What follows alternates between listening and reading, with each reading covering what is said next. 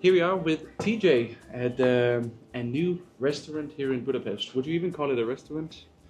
Well, we call it like a small meeting restaurant, I would say. Yeah, like an eatery, Yeah, kind of. definitely. And what is this place?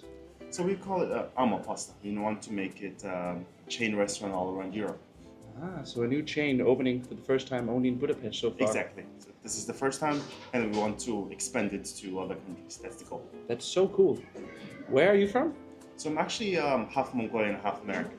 American Mongolian. Yeah, exactly. Wow, what a mix! And you ended up here in Budapest? Yeah, so I actually came to Hungary as a student, and afterwards, once I graduated, I expanded my business. Now I'm into several other businesses, so food business, education, telecommunication, so I do several other things as well. And by hearing all this, you must be around 100 years old, something like that? Not exactly, I'm actually 28. 28, it's no age. And so Amo Pasta, I guess it's pasta, Italian. What was the inspiration for this? So the inspiration, it's just a bit of a fun case. Me and my partner, we thought like, what would be the best thing for the people to, have? We've noticed that, like Italian food, everybody thinks it's more like a luxury, right? Yeah. You go to a restaurant, you take your time, you order a wine. It will take quite a long time. But our concept, we want to make it quick. We want to make it fast for everybody and affordable for everybody. So that's why it would be more like a fast food, but more like a luxury fast food. Affordable for everybody, So you mix like the ease of eating like a little snack when you have hangover and stuff, but Exactly. it's good food and it's proper food. And as I understood, everything is fresh, made from the ground, all the sauces, everything. Yeah, so our chef, he's Italian. Italian So he basically teaches, so like each, let's say chain restaurant, he teaches, we have our own 4 sauces. It can be changed, let's say seasonally. Okay. So everything is basically through his menu. And then afterwards we have several ideas to change the menu to like broccoli, and then also if you check our menus, It's changing, it's changing. seasonal, Exactly. which is how it should be. And I mean, you've been here in Hungary for some time, around 7 years? So 6, 7 years. 6, 7 years. And why not make Hungarian food? Is it too Well- difficult to make fast food out of Hungarian food, or? So if you actually think about it, normally people get offended when you come to their country and they like serve their own food, right? Ah, yeah. So if you think about it, like there's grandparents, they already make amazing goulash, but then one American guy just comes in and says, "Oh, I'm gonna open a goulash store." It like I don't see that maybe much of business maybe some get flourishing, offended, yeah? but it could be fun. That could be fun, but I'll definitely think about it. And then what about Mongolian food? That's definitely on the procedure. Do you have anything on the menu now that has a hint of Mongolian? Actually, no, not at the moment. But Ah. for us, that's more for like an upcoming plan for our business. We want to actually spread more like a Mongolian culture. As I could see, that's the culture we have to, in order to, let's say, into the market, the people need to have a basic understanding where yeah. it is, what it is. If you just like randomly open like an unknown restaurant, it could be fun. But we just wanted to first of all develop the Amo Pasta, and afterwards we do have, for example, like Amo Hosho, Amo Tuiving, or dumplings. Yeah. So yeah. we definitely have this. So the brand idea. is Amo. Yeah. So it could be anything. Exactly. Amo. So basically, Amo Langos. that could be that is possible. So even our business, we call it like Amo businesses. Why is that? Because we help people open let's say business all around Europe. So Different kinds of business. Different types of business. So we start with the restaurant. We also help people to buy apartments in Europe, and then several other businesses. Okay. So you're planning to do this as a chain, I imagine. Like having lots of Amo Pasta in Budapest and all the other countries. That's a dream, I guess. Yes, it is. Cool. And I see you have 4 dishes on the menu. Was that a reason to choose only 4? Because sometimes you go into the restaurants and they have like maybe 30 dishes, 30 different kinds of food. Was there any idea behind only having 4 different kinds of? So basically, the why we choose 4, I don't know, to be honest. Okay. But we've noticed like if you go to a normal restaurant, you take so much time deciding on a menu.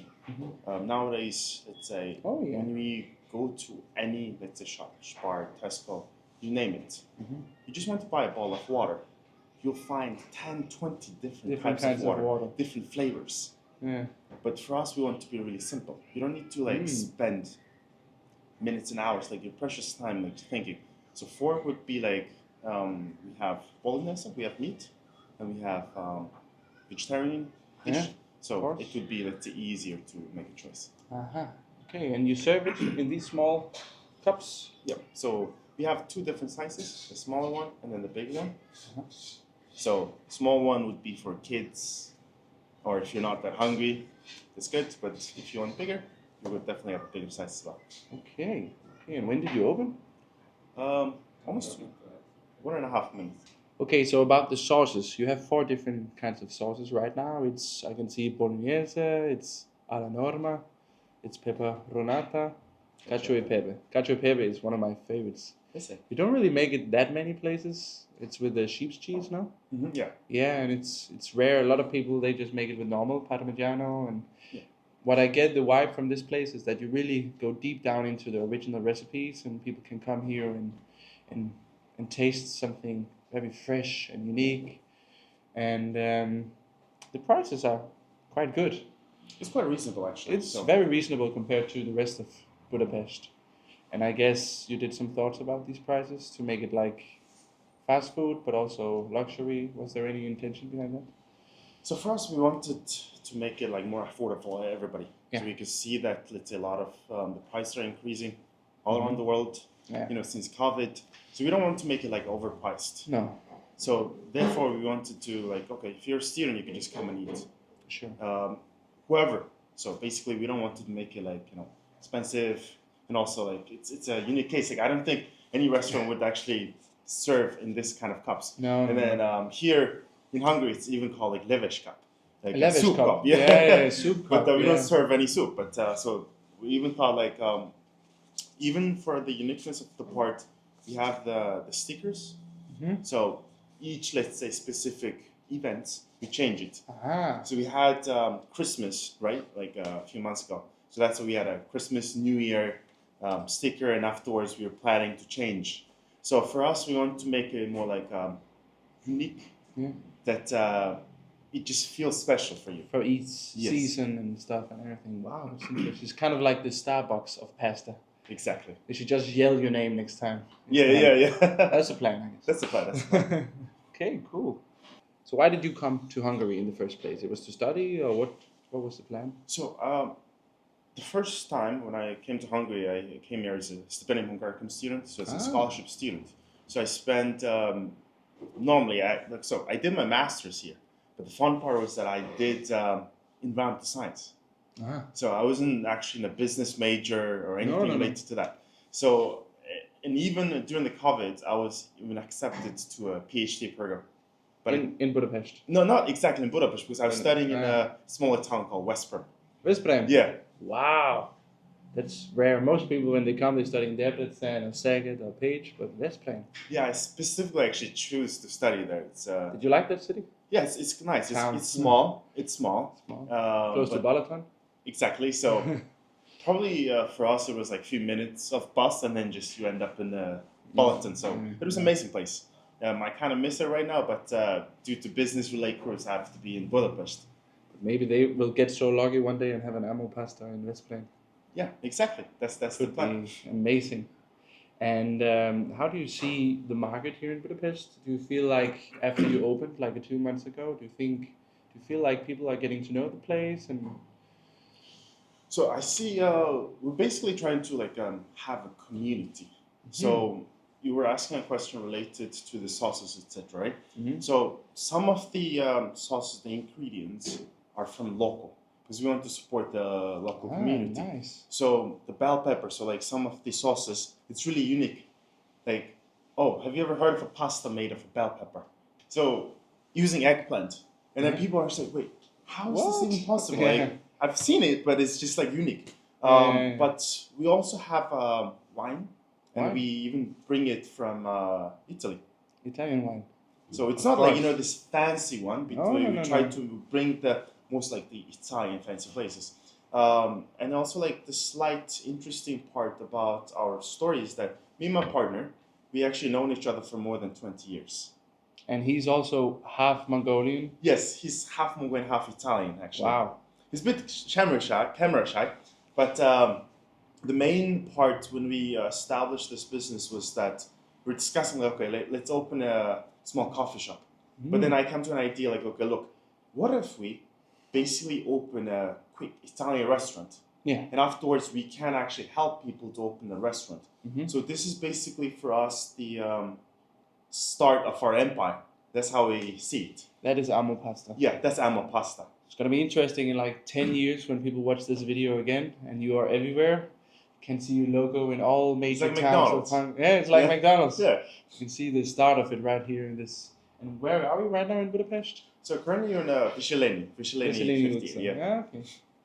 And there's a lot of students locally, a lot of universities close by. Or... Actually, well, in Europe or in Hungary, everything is almost a walking distance. True.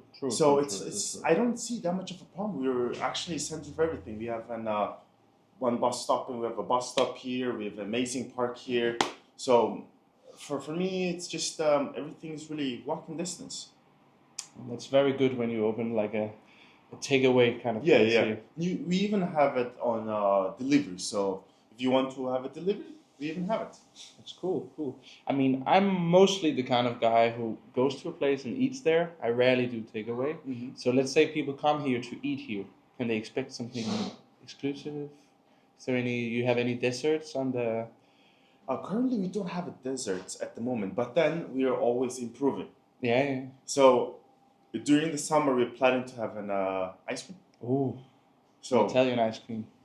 It's really hot, you know, like the weather here. So for us, we want to make it nice, so like people can come here, eat a dessert, a quick pasta. If you basically check how long we cook the pasta, it would take us like 2 minutes or 5 minutes. So even probably you can get into the bus and get out from the and quickly you can grab it and go. That's the concept. I mean, it maybe it's too fast. But we just want to make it easier because the first time I came to this place, it was raining. There was no other places that was in walking distance closer by here. So I thought, okay, this could be the nice location where if you're downing in the rain, you can come to a warm place, get a quick pasta, and you can get on the next bus. And I thought about it a lot when we came here because we live in a time where social media and everything is taking all of our time. We almost don't have any more time. And you're right about saying you go to a shop, you want to buy maybe a box of pasta, but you have 100 different brands. So I see a lot of trends right now where people, they want to give you time back. Yeah. And that's what I think this place is. It's a simple place. You go, have a great meal, good price, just go on with your life. It shouldn't control your whole day. Yeah. And it takes 5 minutes? How long does it take for? 5 minutes, 3 to 5 minutes. We don't want to take your time. Damn, that's fast. That's fast, yeah. It's very fast. We don't fast. want to take your time because time is precious these days. It is. And normally we spend most of our time on phone. True. Even on menus, you go to a restaurant, you scan, you scroll, you scan, you scroll. For us, we just want to be really simple. And most of the time, we've noticed that people don't come here as an individual; they mostly come as a friend. So that would be the fun part for us. Cool. Hello. Sure. And I guess also the fact that you go to restaurants today and it takes 15 minutes until the waiter comes to you and takes your order. And here you can already eat 3 times pasta. Yeah. If you're fast enough. So yeah, it's cool. Cool place. I am excited to see the development in the future. And I can't wait to come back in maybe a year and see how much has happened. Exactly. That would be nice. So thank you so much for being in this little podcast. I hope we can do more in the future. And I wish all the best for Amo Pasta. Thank you so much.